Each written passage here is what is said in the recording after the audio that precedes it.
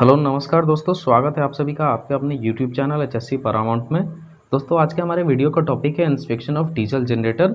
इस वीडियो में हम जानेंगे how to inspect diesel generator, यानी किसी भी डीजल जनरेटर यानी कि डीजी का इंस्पेक्शन कैसे किया जाता है with the help of checklist. तो चलिए वीडियो को शुरू करते हैं।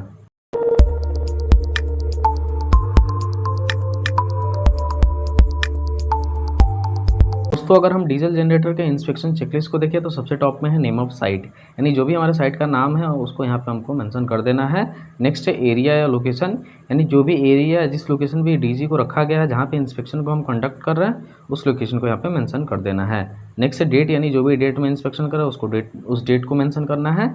नेक्स्ट है इंस्पेक्टेड बाई, यानी इंस्पेक्शन टीम कौन कौन है, कौन कौन से पर्सन इंस्पेक्शन में इन्वॉल्व है उनका यहाँ पे नाम लिख देना है। नेक्स्ट है एसेट कोड, यानी डीजी का एसेट कोड क्या है उसको यहाँ मेंशन करना है। नेक्स्ट है मैन्युफैक्चरर, यानी कि डीजी का मैन्युफैक्चरर कौन है उसको मेंशन करना है। और नेक्स्ट ईयर ऑफ मैन्युफैक्चरिंग, यानी कि ये डीजी कब मैन्युफैक्चर हुआ था उसको यहाँ पे मेंशन कर देना है। उसके बाद दोस्तों डीजी में कौन कौन से पॉइंट्स को चेक करना है, तो उसमें सबसे पहला पॉइंट है physical condition of DG should be good, यानी जो डीजी है डीजल जनरेटर है उसका जो फिजिकल कंडीशन है वो गुड होना चाहिए। अगर है तो यहाँ पे यस लिख देंगे और नहीं है तो नो मेंशन कर देंगे। नेक्स्ट है door of DG should be in good condition so that rotatory part of machine could cover, यानी जो डीजी का डोर है दरवाज़ा है वो गुड कंडीशन में होना चाहिए ताकि जो भी मशीन का रोटेटरी पार्ट है वो प्रॉपरली कवर्ड रहे। थर्ड पार्ट है display panel should be in good condition, यानी डीजी का जो डिस्प्ले पैनल है वो गुड कंडीशन में होना चाहिए। अगर है तो हम उसे यहाँ पे यस लिख देंगे और नहीं है तो नो मेंशन कर देंगे।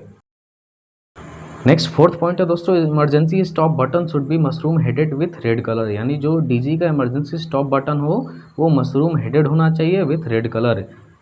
फिफ्थ पॉइंट है DG should be grounded as per IS 3043/1987, यानी जो डीजी हो वो ग्राउंडेड होना चाहिए एज पर IS 3043/1987।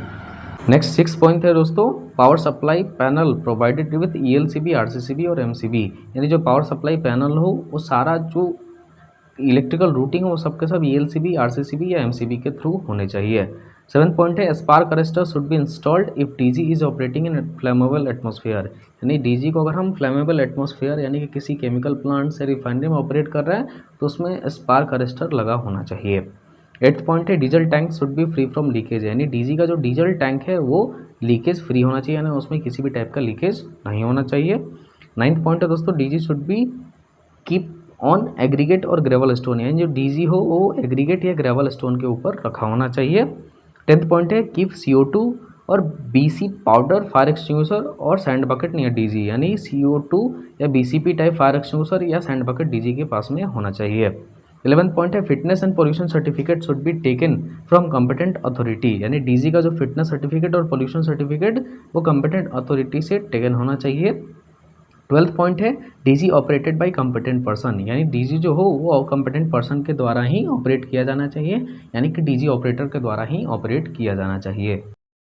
उसके बाद का पॉइंट है दोस्तों स्पिल ऑब्जर्वेंट किट और डीप ट्रे अवेलेबल, यानी डीजी के पास में स्पिल किट या डीप ट्रे अवेलेबल होना चाहिए।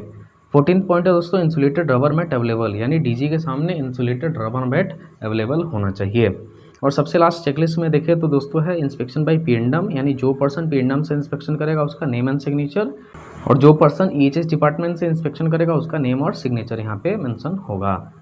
तो दोस्तों आई होप आप लोगों को वीडियो समझ में आया होगा। ऐसे और वीडियोस देखने के लिए सब्सक्राइब करें हमारे यूट्यूब चैनल HSC पैरामाउंट को।